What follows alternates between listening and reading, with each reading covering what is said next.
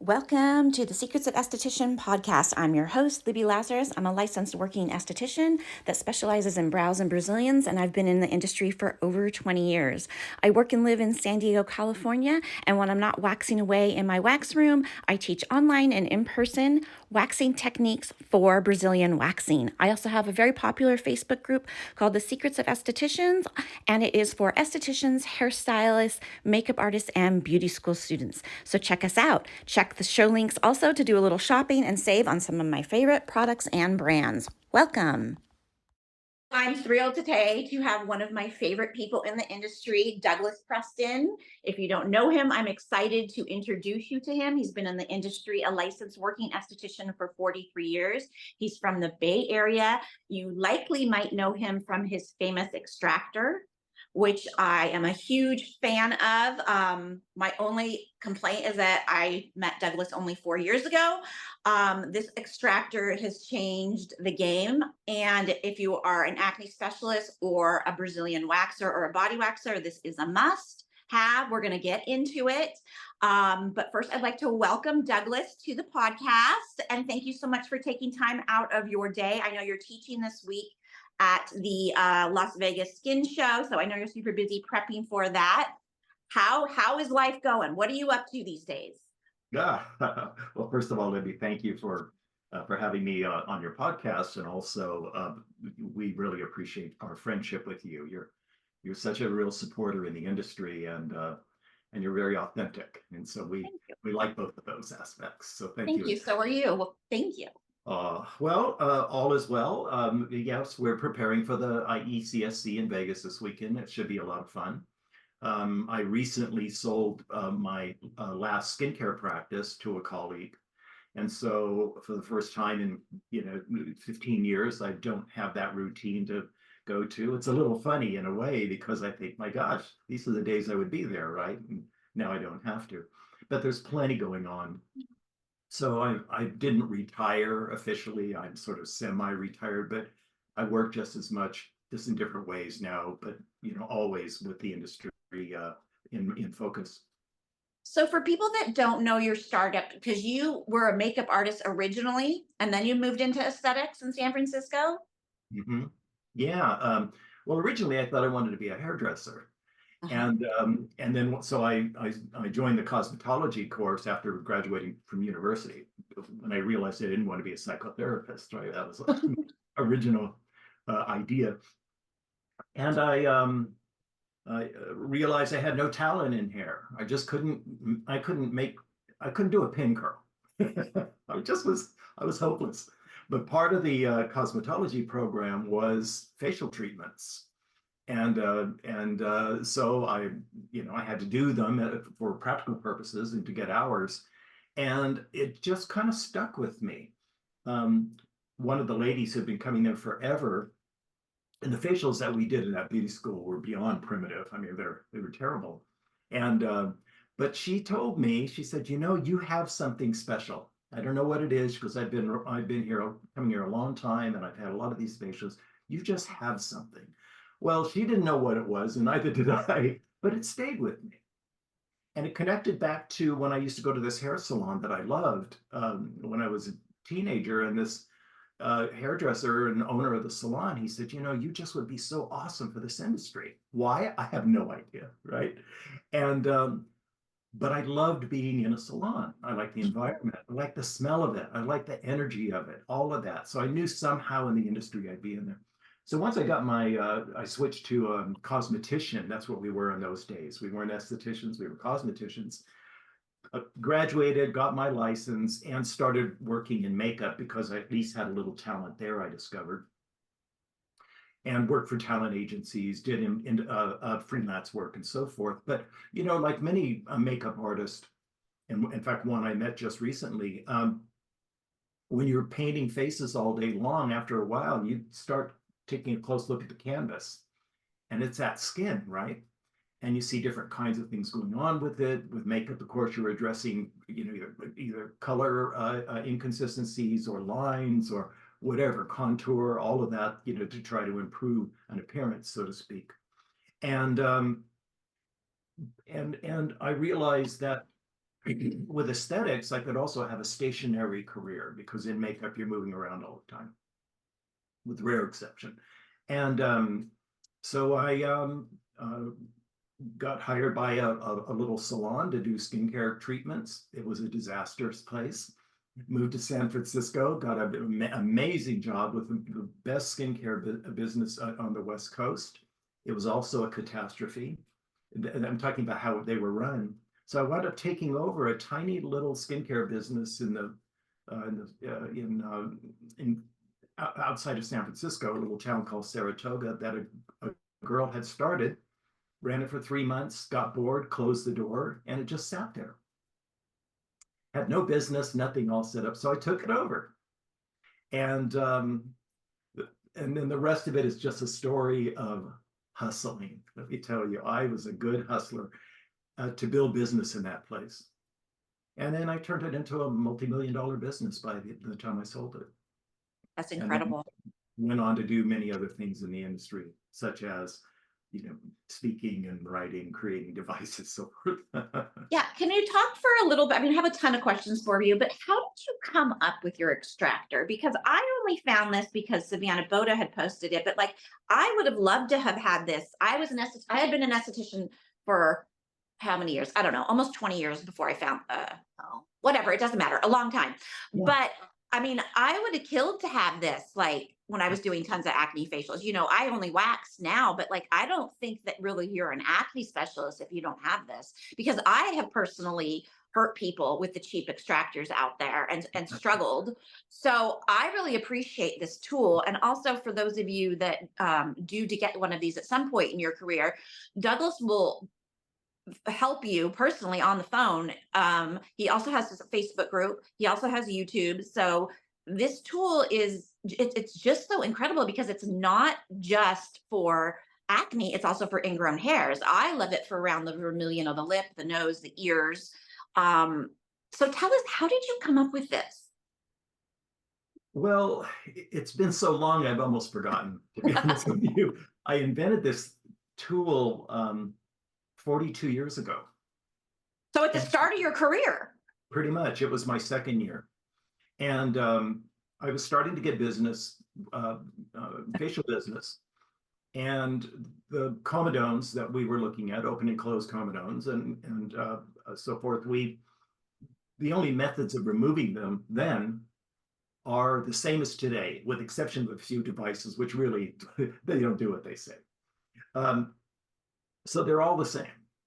And there was just so much in the skin I couldn't remove. And what I could get out took a long time. And if you're using wrapped fingertips, which I never liked, or swabs, which in some cases are the best thing to do, loops, cups and holes, all of that, nothing would give me the accuracy and the speed and the comfort of which I was looking for. So I figure, okay, well, this is the way it is. I was visiting a dermatologist one day who I knew personally, and we were talking in his office, and he had a tray with some tools on it. And I picked up this one and I said, what is this thing? He said, well, that's a lancet. We use it for, for cutting sutures and lancing boils and so forth. It's not a scalpel, but it will cut. So I said, geez, could I have this thing? I'll buy it from you. He said, no, just take it. And what I was looking for was some way to create pressure on the skin that I could manipulate to get under a follicle instead of squeezing it from side to side or pressing straight down on top of it, right? But somehow to get pressure under that so you could lift the debris out of the follicle rather than just squish it, right? Well, the basic concept, if you can believe it, came from women who told me that they were using hairpins, the bobby pins, to remove blackheads. And I thought, well, how in the hell does that work, right? So I got one, and I thought, okay, well, they're kind of scraping along with this thing, but as I manipulated it a little bit, I thought, wow, I wonder if this thing were sharper, thinner, if I could actually get under the follicle with it, because the density of it wouldn't permit that. So I was able to create this tool by bending this lancet, in just this right way and dulling the edges of the lancet so it wouldn't cut right. It needs to be semi-sharp so it'll bite into the skin. Because the idea is that once you place it, it doesn't move anymore. You don't want to drag it, you'd like a loop, right? You don't want to scoop along with it. You want to keep it in place so the pressure is localized. Anyway, so I had ruined a whole bunch of these things. I didn't even, they're medical devices. I couldn't even believe I could buy them. But over a period of time, I got that shape down. And then, of course, I had to create a method. Right? That's the other side of it, right? How do you actually use this thing in different parts of the skin? And as you talked about, whether it's forehead, cheeks, chin, lower part of the neck, the lip line, right? Ears, all of this. Each area requires a different means of holding that skin and manipulating it with this tool. And in states where you can use lancets, it's a great assistant for amelia removal. And I have some videos on my website that demonstrate that. But in any event, it worked. And it worked really, really well. So I only created this tool for me, right? Just for my own use. But later on, as my business started to grow, and I began to have employees, and then ex-employees, they wanted to get one of those. So I just said, yeah, I'll sell you one, right? Make one up, sell it to them. These are all hand done, right? And long story short, all over all these years, I was finally going to retire that tool. I only sold That's about when I found you and bought it because I was afraid. Yeah. I was going to retire it, and because I was retiring, right? So it was third-party device. I mean, it was this thing I'm just making up. And when I decided to retire it, it blew up. And suddenly, instead of the dozen a year I used to sell, we had orders for hundreds of these things. And to hand make them, right? And get them shipped to me from Germany and all this nonsense. So moving way ahead here, I hired a CAD designer to take that design and redesign it, change the end. It had a cup and hole end on it, which I never used, so we removed that. And did a couple of reiterations of it. Found a manufacturer in the US who could make it for us. Surprisingly, it cost less than in Germany. And so we trademarked it, patented it, packaged it, and it's a major hit. We sell them all over the world now. And it was, I was going to get rid of it. So incredible. I just love this story. It's so great. If you guys get a chance to see Douglas, you're also going to be at the Long Beach show too, correct? Yeah, uh-huh. So come up to him. Do not be shy. He's a people person. So is his lovely wife. He wants to meet you all. Ask him questions, take a photo with him, follow him on his Instagram. So I have some questions from a lot of people that wanted to know your expertise. And the number one question, and I'm sure you see this a lot in the groups, is how do you build clientele? Now, it's a whole different age than when you and I started this a million years ago. But what can you say to these estheticians that, first of all, I guess let me back that up. What do you think about the solo esthetician that just graduated and they go solo right away? Well, it's certainly a high risk decision, but all business is. And I've had my ups and downs over the 43 years. I've always come out better, but let me tell you, there were some really dark times. So in the beginning, you have some expertise, maybe no business at all. You had immediate expenses.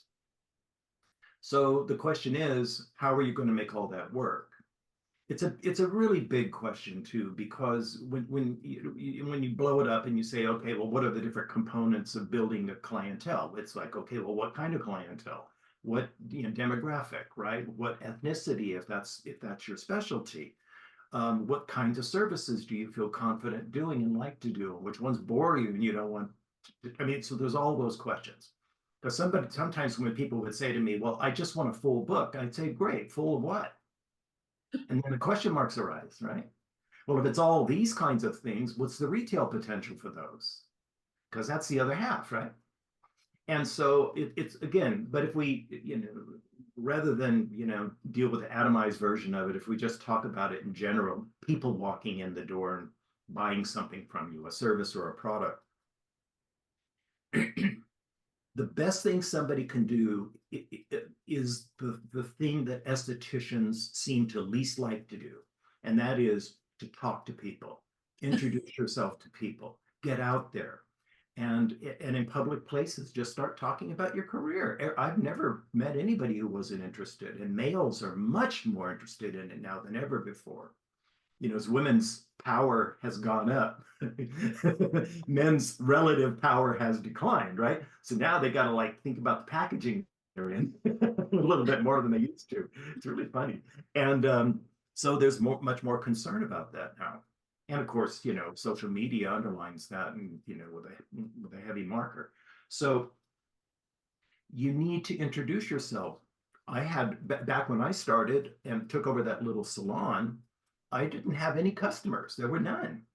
So if you want to hear a couple of little ways I did it, uh, Absolutely. first of all, there was a hair salon next door, and the hair salon had 7 hairdressers and no receptionist, and I had nothing but time. So I introduced myself to them, and I realized every time the phone would ring, one of them would have to leave their client and go to the phone. And they didn't have skincare services there or makeup or anything. So I said, hey guys, I'll tell you what, how would you like a free receptionist for 2 days a week? Me. And they looked at me like I was crazy. I said, let me tell you, I've got that little skincare place over there. No one's walking in the door. You guys have a lot of business. Teach me how to book for you, all of you. And I will sit here on Monday and Tuesday every day, and I will book your services all day long and upsell them even. But all I ask is that you allow me to ask your customers when they're booking with you if they would like a complimentary skincare consultation and makeup consultation free. And they're like, well, sure, right? I mean, it didn't cost them anything.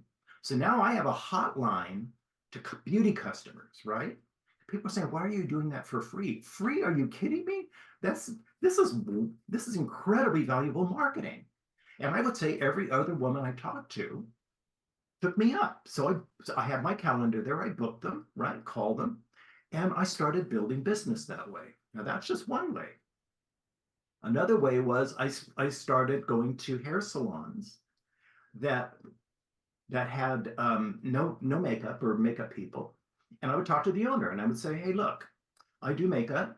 If you guys will you book your customers with me to do makeup, I will do that. I'll sell them makeup from my makeup kit, and I'll give you 25% of the ticket.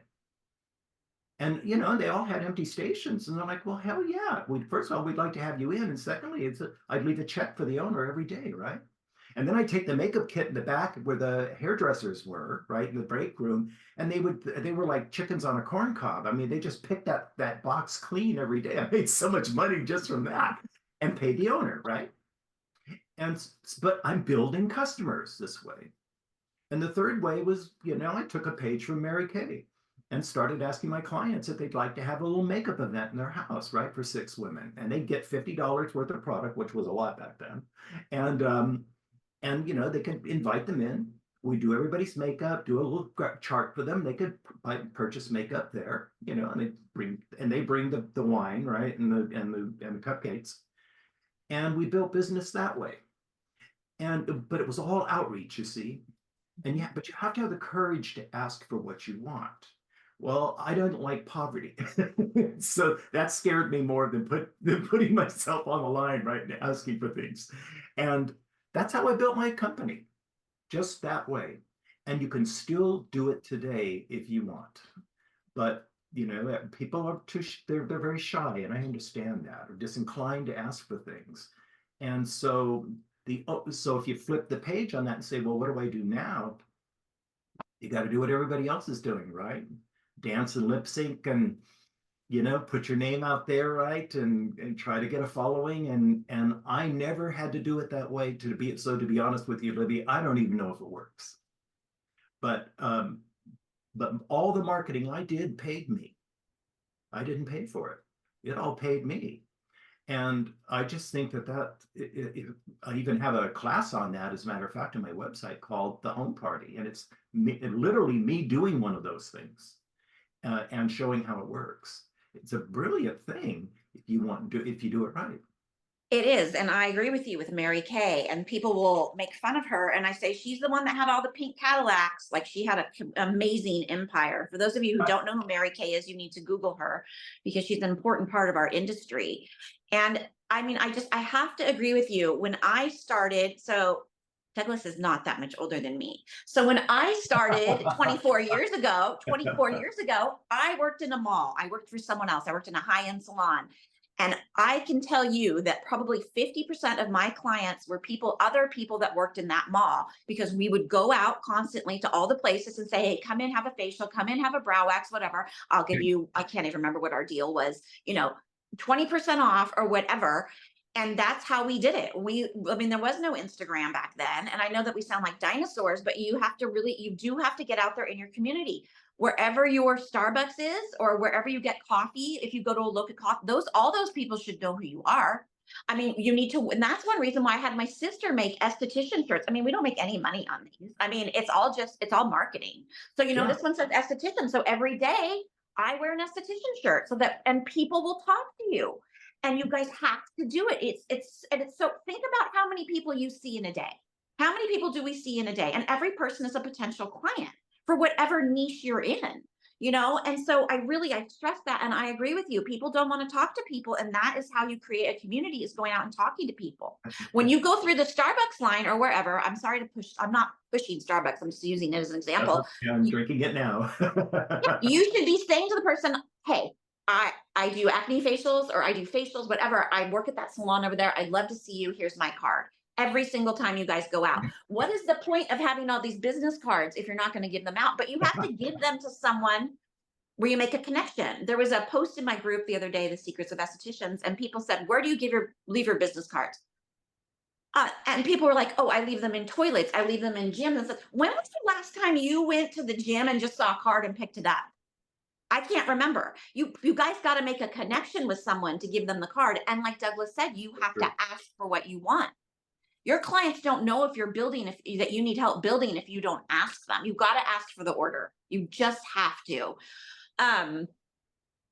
What do you think is your biggest advice for estheticians that want to move forward and get bigger with a team? Because you've had teams before. You've had people under you. You've hired and fired and trained and all that. What do you say to estheticians that they're booked, or they're booked enough and they want to grow their business? I've seen that fail much more than succeed. And the primary reason that it fails, not because it's inherently difficult to do. It actually isn't. The problem is, and you see this all the time when you're in the chat rooms, right, and different groups, and people are complaining about their bosses, right, and the managers, and how awful they are and how terrible they are. It's true. And the biggest problem is, before you go into doing something like that, you need to be sure that you are the kind of person that is suitable for that role. Being a manager, it is a completely different thing.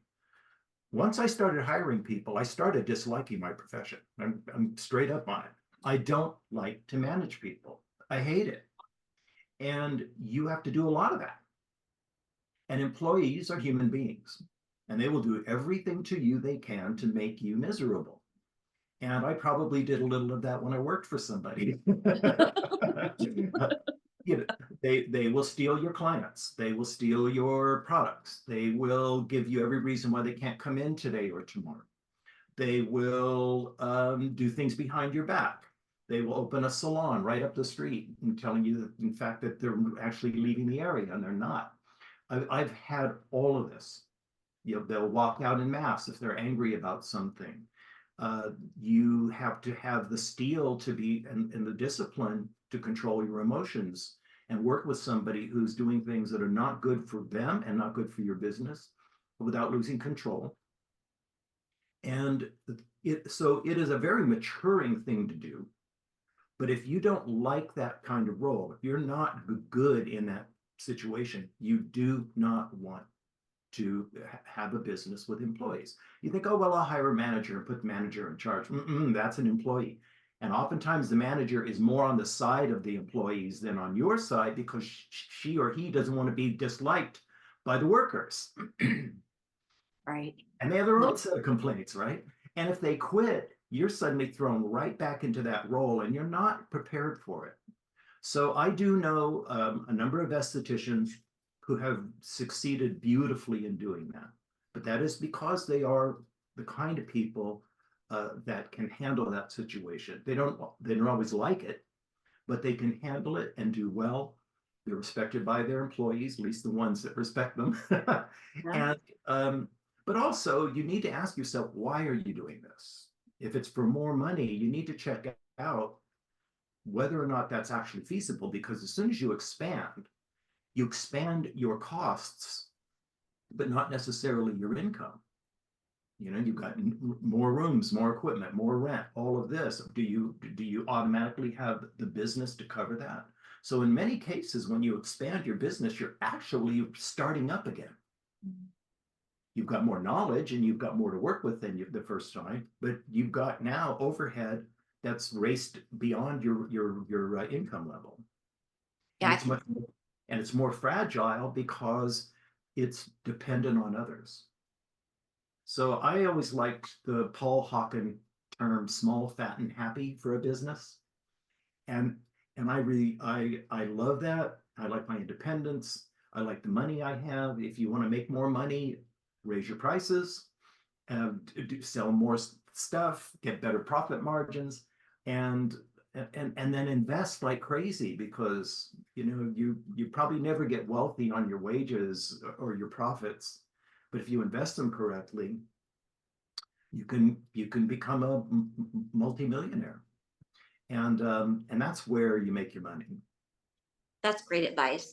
Can you talk a little bit about why the acne niche is so incredible for estheticians? There's a thing now, or there's a thing, and even I was in this thing where estheticians are doing 18 different services, right? And the first place I worked at 10 years, it was mostly a steam and cream fluffy salon with a spa full service. Yeah. And then, but I also did waxing. And then the next place I went to for 8 years, we did everything. We did microdermabrasion, spray tanning, facials, peels, eyelash extensions, everything. And so, but it was a lot of Brazilians and brows.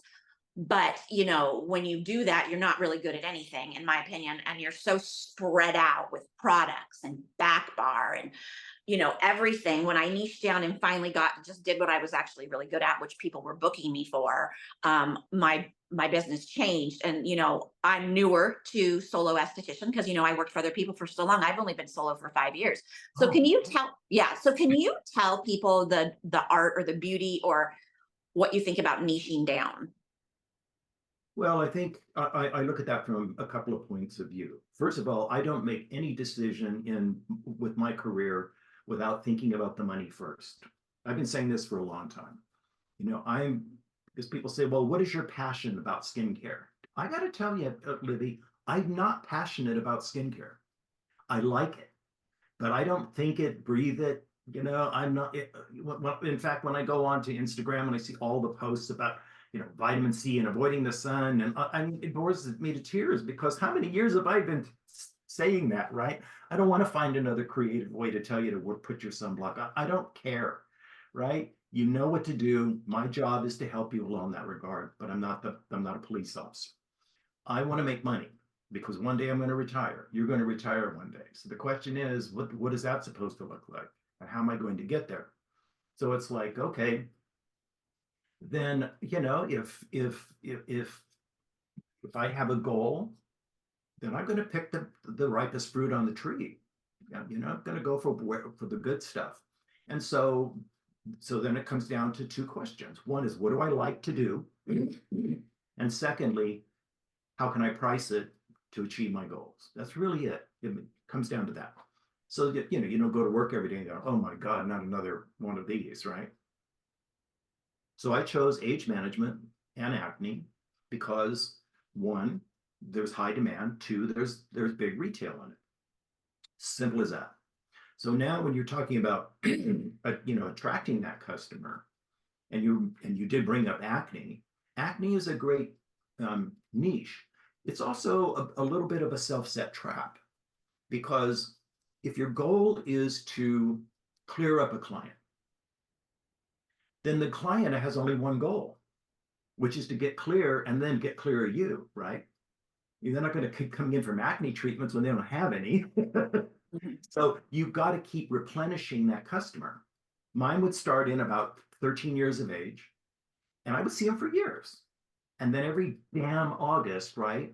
Like the Grim Reaper, universities would suck them away. Yes. And I have to get those 20 kids back somehow, right? Because they were coming in, weekly in many cases. Okay, but good news is that millions of kids have now reached puberty, right? And they're breaking up.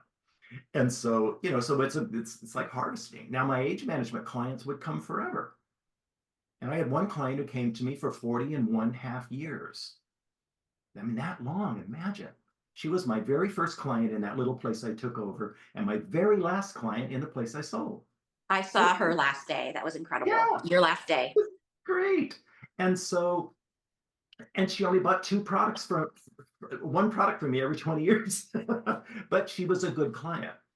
And so, so between the two, I did pretty well.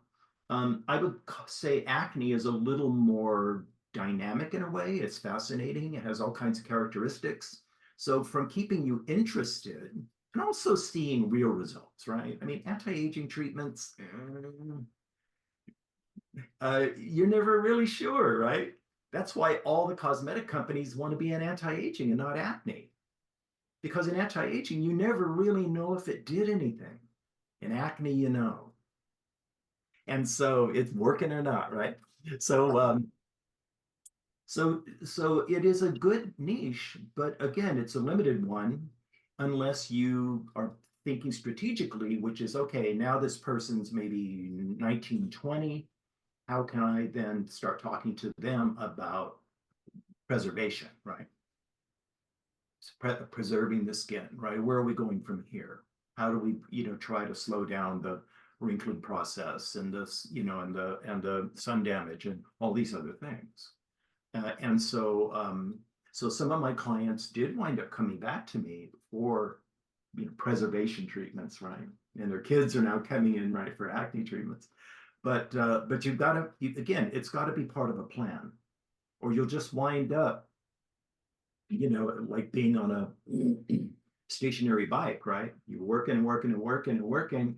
You are getting some benefit, but you're not really going anywhere. So you need to know what you want. This is an old story. And then think about how to get there, and then plan your business that way. What do you think about education and training, and how important do you think it is continuous education in aesthetics? I think it's very important, but in particular, one to keep abreast of what's going on out there, and secondly, to build your confidence, right? Because knowledge it usually transcribes into confidence over time anyway, and also to stay stimulated, because many estheticians get bored. Mhm. I know as an employer, boy, this was a real common one. My estheticians would get bored, right? They get bored, and they'd want new products and they'd want new equipment. And I would say, well, yeah, that's all fine and well, but you're just going to get bored with that too, right? So let's find a way to overcome our boredom. And so we would work on that. What's the source of this? And sometimes, self-help classes were better than an aesthetics class. Um, so education's fine. I think it's very, very important. And some people are education junkies. They want every certificate on the wall they can possibly get. And that's if that does it for you, then it's great. But it is also an expense. One of the things I love about being a vendor at a trade show is that the wallet is wide open there. Lots of impulse purchases are made, right? See people wheeling these ridiculous machines up the aisle because they got a show price on it. They ain't gonna make any money on that thing, but they got a deal, right? Right. And and the FOMO factor, of course, is in there. But Right. if the education is truly serving your business interests and not just filling your head with clutter, then I think it's extremely valuable. I agree. I think it's really important to take advanced education because you get bored and you also need friends and colleagues and, people to bounce ideas off of and help. And, if you don't have that and you're just stuck in your room and you're not doing that, it can be a very lonely road, in my opinion. And I've seen it. And I have friends that, they want to get out. They say, "Oh, I've been doing this 10, 15 years. I want to get out of this. What am I going to do?" And it's, and what do you think? And that's also a question I get a lot in my Facebook group is estheticians that are sick of being in the room, Douglas, and they're like, "What do I do now?" Do you have any advice for them? Because it's not so easy just to say, "I'm going to develop a product line." I mean, that takes deep pockets and that's a huge undertaking. And so, I see Sure. people doing virtual consultations. I don't know how much money they're really making from those. I mean, I hope they are. I mean, we know a few people obviously that are doing very well, but like, and then of course, you could be a product rep, but those are hard jobs to get to. And what do you say to the estheticians just like, "I'm sick of it. I want to do something else." I guess then you have to, look inside yourself and say what interests you, right? Because Yeah. if you're tired of the career, then almost no position in it's going to, is going to light your jets. You're just not going to feel good in it. You'll still be bored, right? And Right. and and and nothing will pay you like working the treatment room. I never got bored doing what I was doing because my interest was always on the money and on the individual, right? The human being who is in my hands. And the human being is a fascinating thing, right? And I learned so much from these people. I learn a lot from teenagers, right? These are the guys that are going to be, taking over leadership. What's on their minds, right? How do they feel about things? So because I had such an interest in people, the facial was just sort of an add-on. Huh? It was really the experience, which is why I originally wanted to become a psychotherapist. The nice thing about being a psychotherapist as an esthetician is you don't really have to solve humans' problems, right? All you gotta do is listen. God help you if you get involved. Don't do that. Just listen. Yeah, I understand how you feel. Yeah. But you have to think about what's available. Well, yes, if you want to start a product line, that's hard. I'm not saying not to do it because it was hard for the people who succeeded in it, right? So, but it's not overnight. With all the marketing and the inventory and the shipping and receiving, and oh good God, there's so much. And which is one of the reasons why I never started a professional product line. I could have made it work. I just didn't want the work of it. Right? It's not work I enjoy. And so, if I don't think I'm going to be good at it or it won't sustain my interest and I can't make a lot of money on it, I scratch it off the list. It might look Yeah. good, but I don't cause problems for myself. And so, you could be a speaker, public speaker. It doesn't pay a lot. You need to have something to sell if you're going to be a public speaker, not just your voice, right? It's got to tie back into a product. Public speaking is marketing. So it's like if you don't know how to make money out on the stage, don't go up there. Right. You can become an author, but you never make any money selling books. You can become an educator. That's tough, especially if you're not aligned to a product line. It's getting harder and harder to get people to come to live classes. One, because of the competition from online, and secondly, it's expensive. Right. Right. So that's not the greatest thing in the world. But it really comes back down to how much money you want to make first and foremost, right? That's the last thing most people think about, and and as a result, it's the last thing they get. When we talk about education and your education, and I have taken your online acne class, which is amazing. And this is why, folks. Douglas, when you look for people out there that are listening, when you look for an educator, you want to look at their body of work. You want to look at how long they've been in the industry. You want to look at their reviews. Now, obviously, Douglas has been doing this for a lot of years, but he makes acne easy. There's a lot of people out there that want to complicate it, and he makes it easy for us to understand and for us to explain to our clients. And that's really what you need, because your clients don't want to know what is in every single product. They want to know the active ingredients and how it works, right? So I highly suggest your online class. If you can go and hands on with this man, I suggest it. Now, where can people train with you in Northern California, and how often do you have your extraction class, Our, acne extraction class? yeah, our hands-on extraction class, we generally do that 3 to 4 times a year. Okay. It's been exclusively in California, and we're looking beyond that. But again, it's a money thing, right? I just think, oh, hey, you know what? We'll have big demand in Texas. Yes, we probably would. Florida too. We sell a lot to those states. But to go there, set up a location, all of that, right? Takes a certain number of a certain head count. And then you ask yourself, okay, there's only so many people I can have in a class that's hands-on, right? So let's say it's a dozen. And then okay, a dozen, it's going to equal this much money in tuitions. And then we usually do some ancillary sales during the class, another $1,000. Okay. So then you say, okay, we got this. Now we're going to have at least 3 days devoted to this, right? 2 days of travel and 1 day of teaching. So we got hotel, we got flights, we got food, we have setup, we've got the room rental, all of this. And I can predict what that cost is. And then let's say at the end, I'm netting $4,000 over 3 days.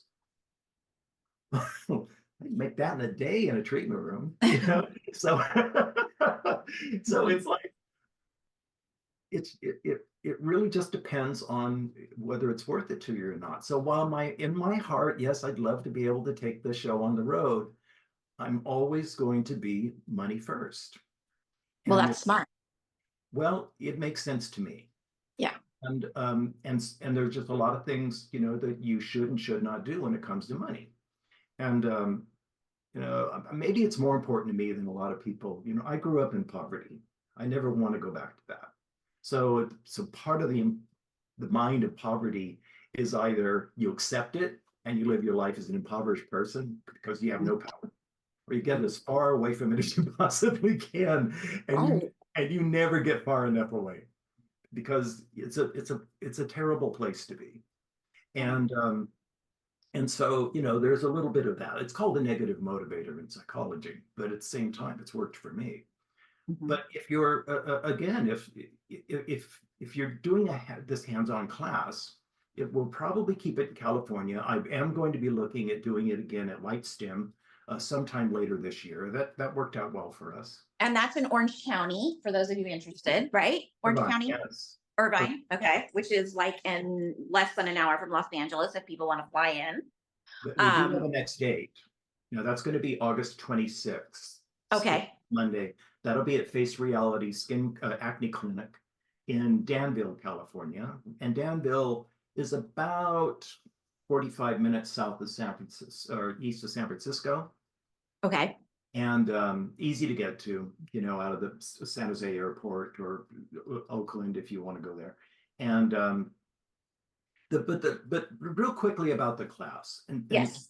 And you were talking about making acne easy. The reason that you can say that is because I focus on a niche in acne, congestive acne. This is acne that it has to do with congested follicles and bacteria that some skins have a reaction to. This interaction between the acne bacteria digesting sebum and releasing enzymes that create an irritant in the follicle of some skins, not all of them.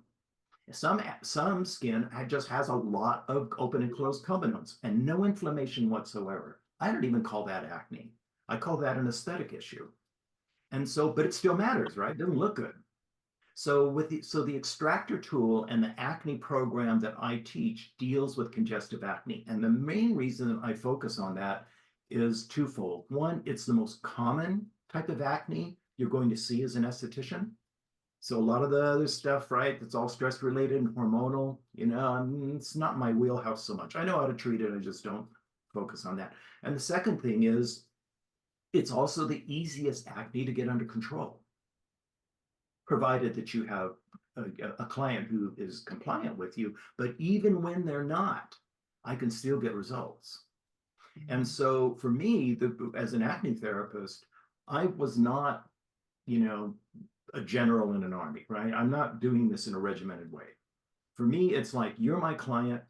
You've got this issue. We can clear it up together or do the best we can to clear it up. It's you and me together doing this. I'll do my part. You do whatever you can do. And I will see you as long as you want to see me.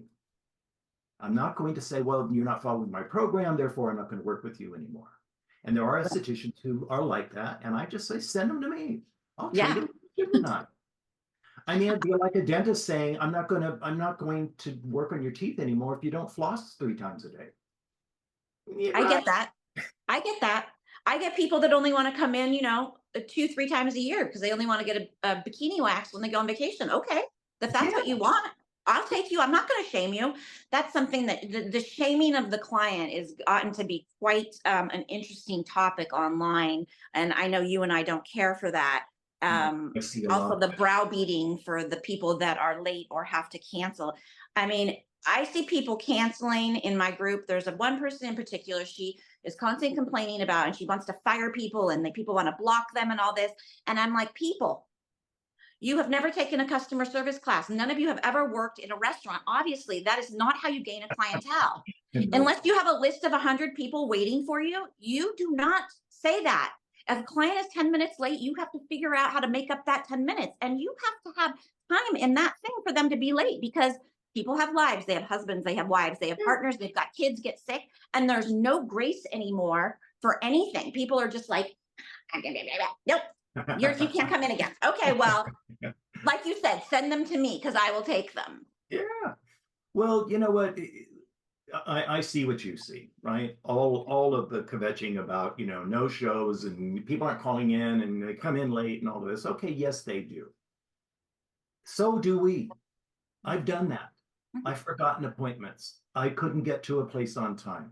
I've I've upset some professional somewhere before. I've had to cancel dinner reservations last minute, right? That restaurants don't love that, but that's real life. So I'm not going to ask my clients to be a better human being than I can be. It's just not fair. So the question is, how do we live with it? Well, I'll tell you how you live with it. First of all, every week there was a predictable number of reschedules and cancellations. I just turned it into basically a statistic. And that could be up to 30% of my week. Okay. So how do I not have a problem with this? Well, first of all, I charge enough to where when those people don't come, someone else paid for it.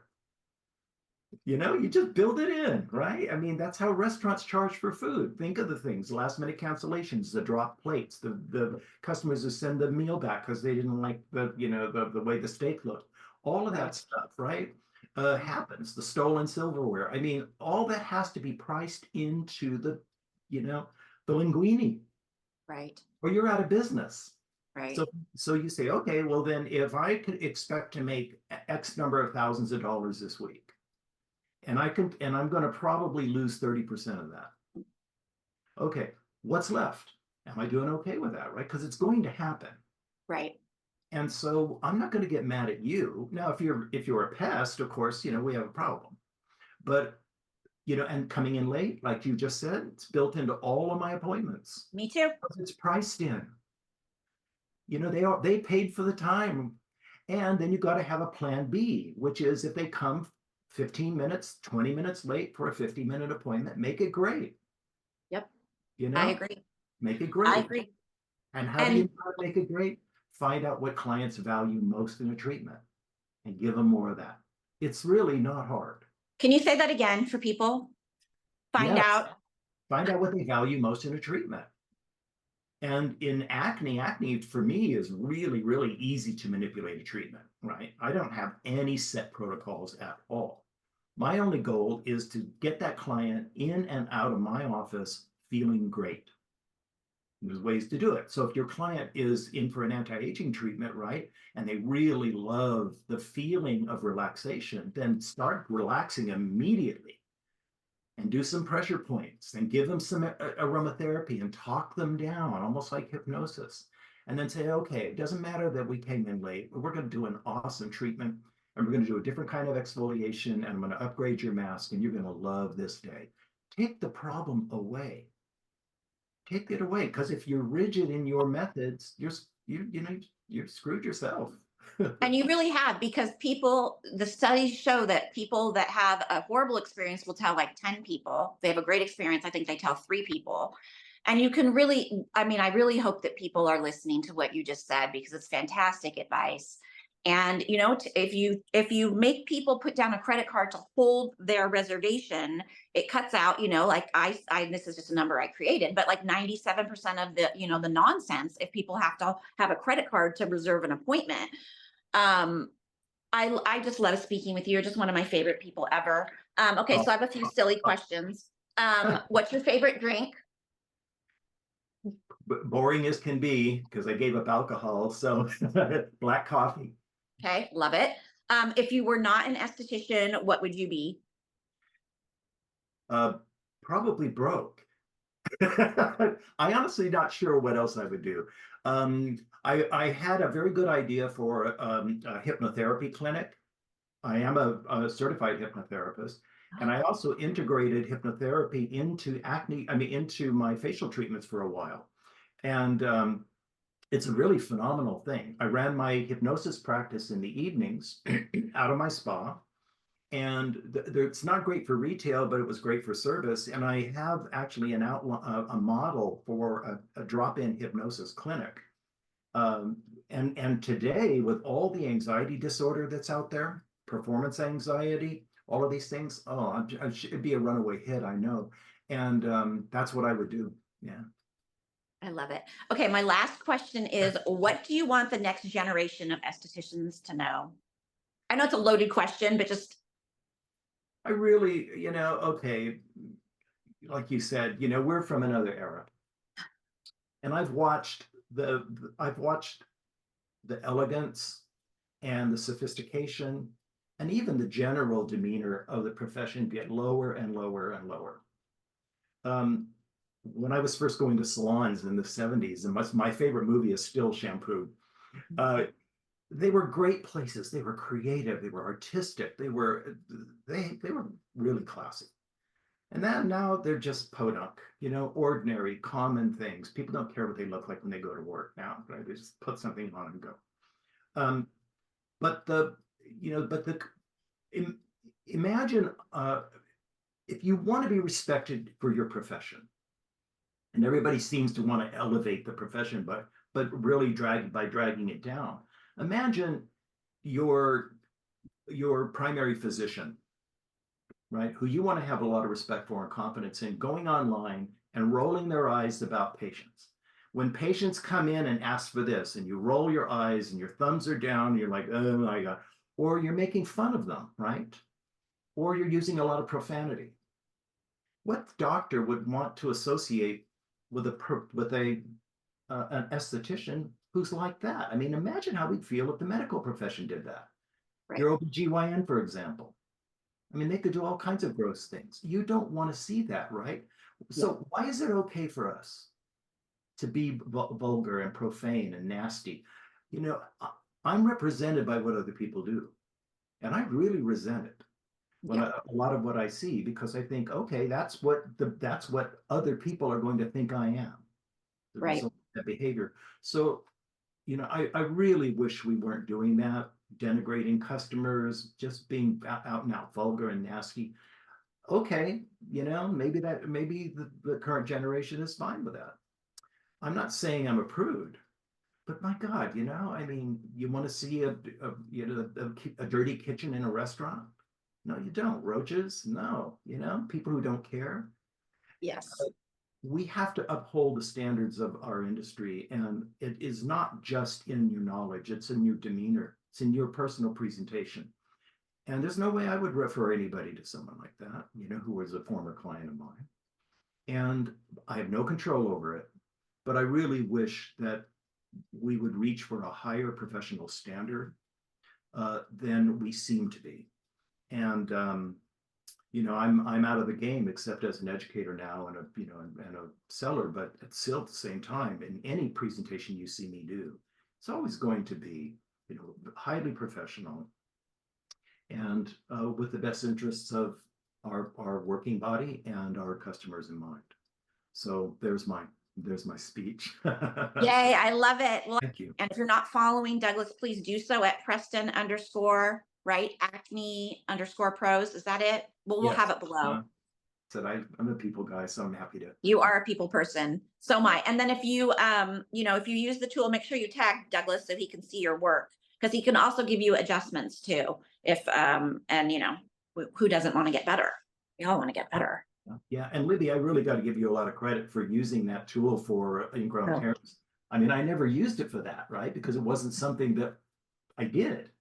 But wow, I mean, you just gave it a whole other purpose, so that's fabulous. Oh, I'm so glad. Yeah, my students and people that have found it through me just love it, because it's so hard, especially like in the underarm area. It's really hard to get those compactions out, back, butt, bikini line. So yeah, I mean, you'll hear and I've had other estheticians that are old estheticians like me say, "Oh my God, where has that been my whole life?" And I said, "I know, it's been in Northern California. You can use it now." Okay, well, I'm going to take a picture real quick, and then I'm going to send this off to Lisa, and we'll get it out soon. And